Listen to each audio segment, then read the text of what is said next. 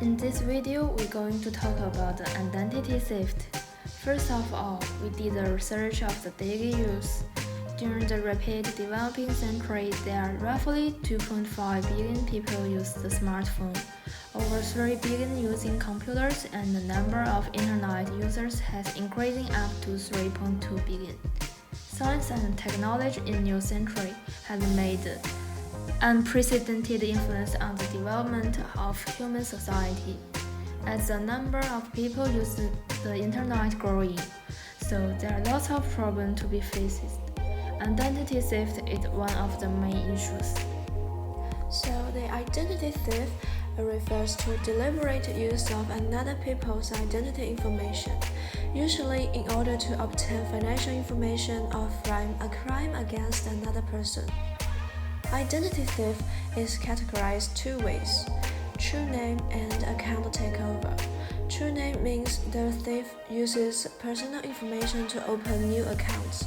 Account takeover is the impulse the user's personal information to gain access to the person's existing accounts. The internet has made it easier for an identity thief to use the information they've stolen, because transactions can be made without any personal interaction. In the field of information technology, trash can diving refers to the use of various methods to obtain information about technical users. In general, trash diving including the search for useful things in the garbage or rubbish. This is usually to find useful information that helps individuals access a particular network. Thus, also the term may refer literally to garbage, but it is more often used in the context of any hacker may find methods, especially physical methods, in a computer network information. In many cases, the trash diving involves obtaining data about users in order to impersonate the user and access its user configuration files or other restrictions on the internet or a local area network. Dumpster diving can mean looking for its information through physical trash or searching for discarded digital data.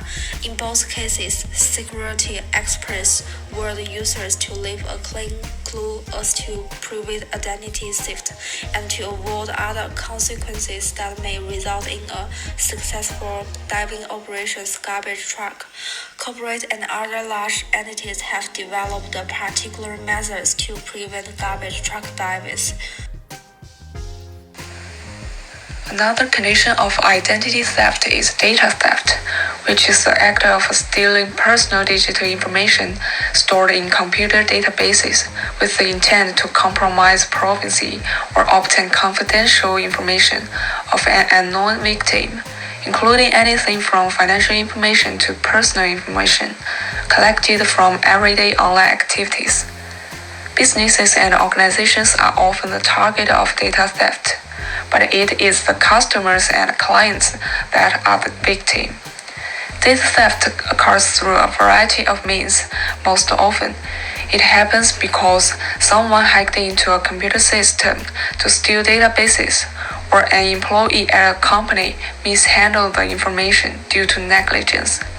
This stolen information will be then sold on the darknet, where cyber criminals use the information to buy goods online unbeknownst to most victims. Even with new technological advances, cyber criminals are able to adapt and find ways to hack into systems to steal data, especially retail companies that house payment information.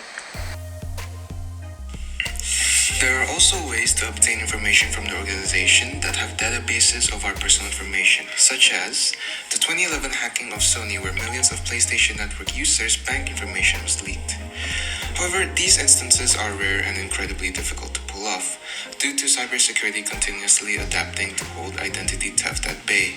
However, there is another way to misuse users' trust in these organizations. By posing as the trusted organization with a similar web URL and identical web pages, the data and login that users submit are then routed to a malicious database that can leak or misuse the user's data. There are many ways to phish data. However, these days, legitimate organizations have been reducing the ways in which a user could get phished. such as only using encrypted trusted third parties to receive payment information and the filtering of emails to the spam box. Organizations that hold sensitive customer information, such as PayPal, are also continuously advising users how to protect themselves against these scams, so users would never touch malicious software or links. In conclusion, the coming of IT century give lots of convenience and benefits for human beings, but they are also giving people some negative impacts. Identity theft not only just annoying, but also it can lead to losing of money. And we have several habits and methods can lead to different identity theft. First is mess up your password. Second, stay away from shady websites and links. Third, never give out your personal information.